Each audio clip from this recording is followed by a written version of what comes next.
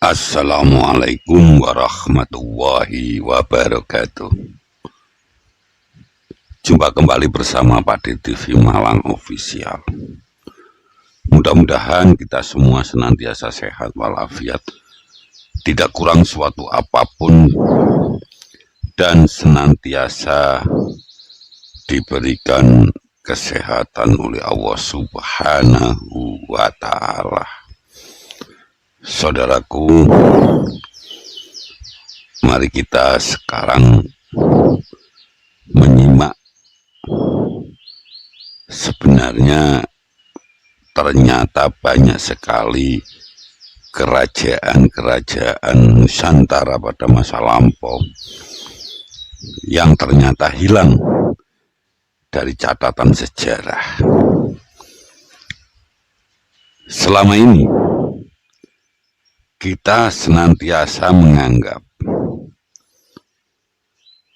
bahwasanya kerajaan tertua di Nusantara ini adalah sebuah kerajaan yang ada di Kalimantan, yaitu Kerajaan Kutai.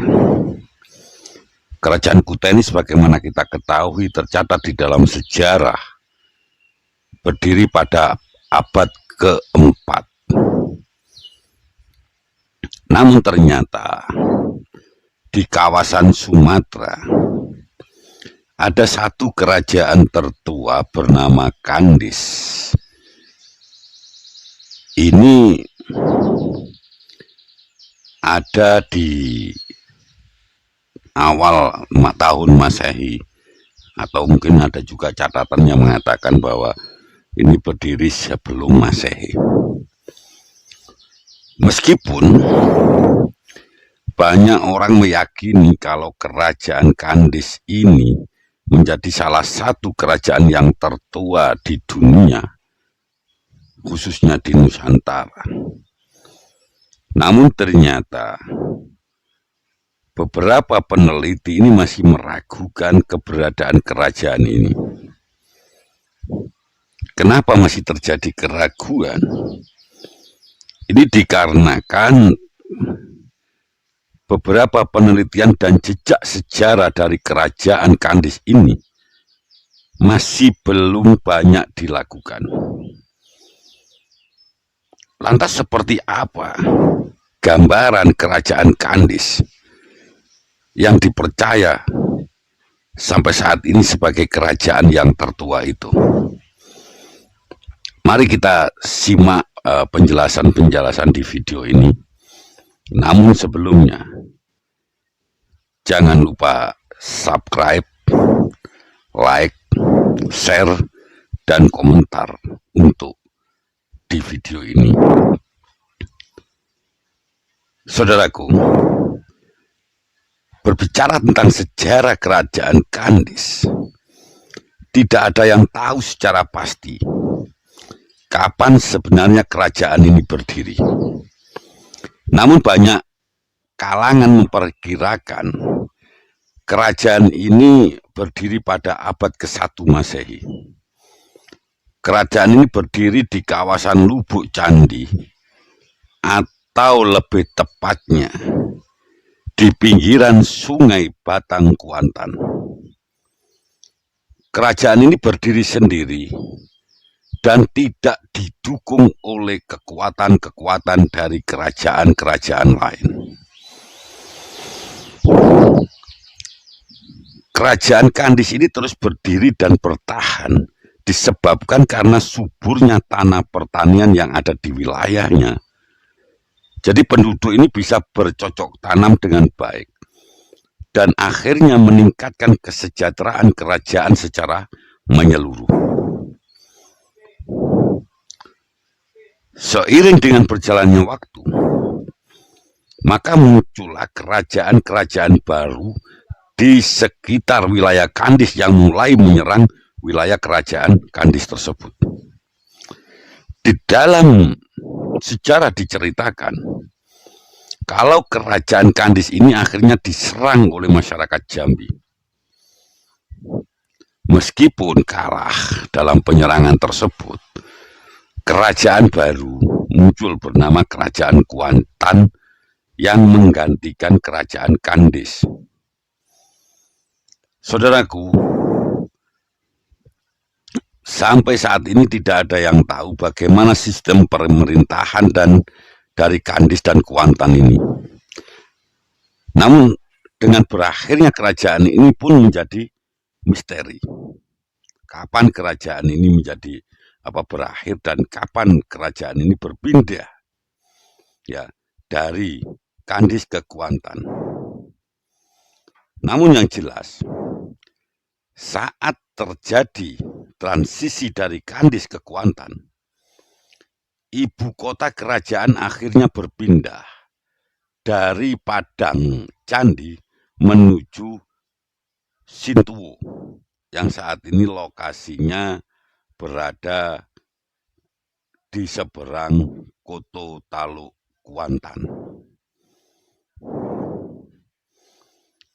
Wilayah kekuasaan kerajaan ini tidak terlalu besar, karena kerajaan ini dipercaya memiliki wilayah kekuasaan di kawasan Kuantan yang meliputi hulu batang Kuantan sehingga ke Cereti. Wilayah ini terus berkembang menjadi kawasan pertanian yang subur sebelum akhirnya hilang begitu saja akibat sebab yang belum diketahui. Kerajaan Kandis memiliki wilayah yang subur dan banyak memiliki hutan dan juga tambang. Setiap hari hutan yang ada di kawasan itu dikelola dengan baik untuk diambil kayu dan juga rotannya. Di kawasan yang tidak jauh dari hutan juga terdapat banyak sarang burung layang-layang yang memiliki harga cukup tinggi karena bisa digunakan untuk obat. Saudaraku, untuk tambang, kawasan kerajaan Kandis ini memiliki tambang emas, berlian, dan juga perak yang cukup luas. Pengolahan tambang ini dilakukan atas perintah raja.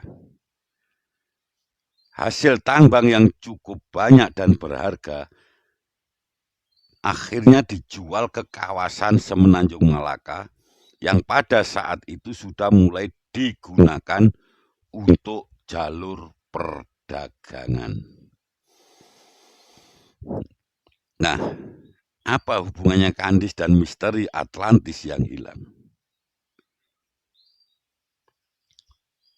Entah dari mana datangnya kemunculan kerajaan Kandis di dalam sejarah yang membuat banyak orang berspekulasi apakah Kandis ini merupakan Atlantis yang telah hilang itu, atau antara Kandis dan Atlantis itu hanya memiliki kemiripan saja dari bentuk istana dan juga kehilangannya yang sangat misterius sehingga tidak bisa ditemukan lagi sampai saat ini. Jadi bentuk kerajaan Atlantis dan Kandis ini melingkar dengan bagian tengah merupakan pusat dan di sekelilingnya itu terdapat saluran air. Penduduk yang ada di kawasan kerajaan Kandis percaya kalau kerajaan ini masih ada hingga saat ini. Istana tersebut tertutup oleh hutan, sehingga tidak bisa ditemukan dengan mudah jika diamati dari udara. Saudaraku, kerajaan Kandis ini didirikan melalui kerajaan Melayu atau Dharmasraya di Sumatera Tengah pada saat itu. Ada dua tokoh yang sering disebut sebagai raja kerajaan ini adalah Patih dan Tumenggung. Jadi Maharaja Diraja, pendiri kerajaan ini, sesampainya di Bukit Bakau, membangun sebuah istana yang megah yang dinamakan dengan Istana Damna. Putra dari Maharaja Diraja yang bernama Dharmaswara dengan gelar Mangkuto Maharaja adalah merupakan putra mahkota Maharaja Diraja dan gelar pautannya adalah Datuk Rajo Tunggal. Jadi lebih dekat dipanggil seperti itu, Datuk Rajo Tunggal. Datuk Rajo Tunggal mempunyai senjata kebesaran yaitu keris berhulu kepala burung Garuda yang sampai saat ini sedang dipegang oleh Daniel, yaitu gelar Datuk Mangkuto Maharaja Diraja. Datuk Rajo Tunggal menikah dengan putri yang cantik yang bernama Bunda Pertiwi. Bunda Pertiwi ini bersaudara dengan Bunda Darah Putih. Dan Bunda Darah Putih yang tua, sedangkan Bunda Pertiwi ini yang bungsu. Sesudah Maharaja Diraja wafat, Datuk Rajo Tunggal menjadi raja di kerajaan Kandis. Sedangkan Bunda Darah Putih dipersunting oleh Datuk Bandaro Hitam. Simbol kerajaan Kandis adalah berpasangan bunga raya berwarna merah dan putih. Jadi itu raja dan tokoh-tokoh yang ada di kerajaan Kandis.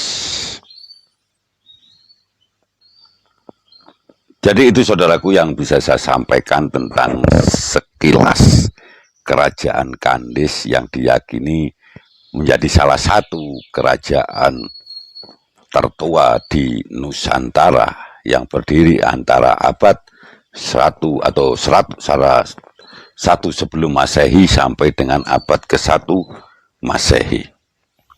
Demikian, mudah-mudahan ada guna dan manfaatnya. Ada kurang lebihnya mohon maaf. Wabillahi taufiq wal hidayah. Wassalamualaikum warahmatullahi wabarakatuh.